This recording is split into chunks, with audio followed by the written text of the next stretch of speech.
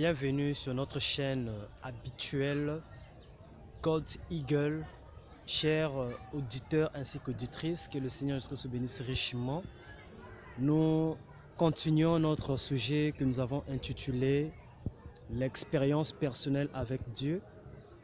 Et nous avons montré l'importance d'une expérience, montrant qu'elle est demandée même dans notre CV, montrer qu'elle est capitale. C'est presque une fondation chrétienne, c'est une base. Alors, l'expérience est demandée dans tous les domaines de la vie, que ce soit dans la vie naturelle tout comme dans le christianisme. Alors, le monde est fait des expériences et la parole de Dieu également est faite des expériences. Déjà, pour commencer, la Bible commence par une expérience dans le livre de Genèse chapitre 1.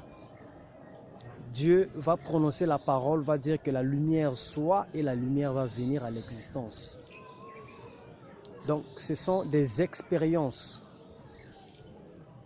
que Dieu a vécues en utilisant la parole. Ce monde-ci n'est pas venu par elle-même, ou par lui-même plutôt, mais par une expérience d'une parole prononcée. Alors, tout chrétien doit avoir des expériences avec Dieu.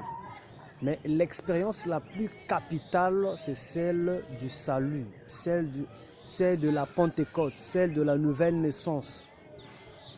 Vous pouvez avoir des expériences des visitations d'anges.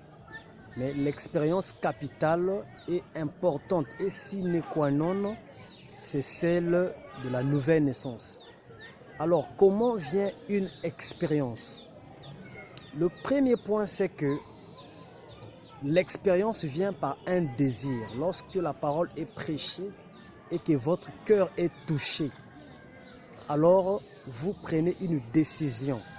Nous prenons l'exemple tout simple dans Actes chapitre 2, après qu'il y a eu l'expérience de la Pentecôte avec les apôtres, et il y a eu toutes les nations qui étaient représentées là, qui croyaient que les apôtres étaient ivres.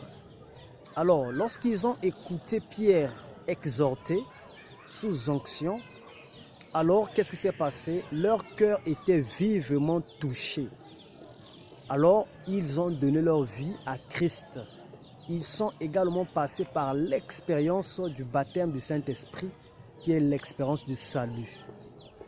Nous nous arrêtons par là. Nous allons prendre la suite dans les jours à venir. Que Dieu vous bénisse richement.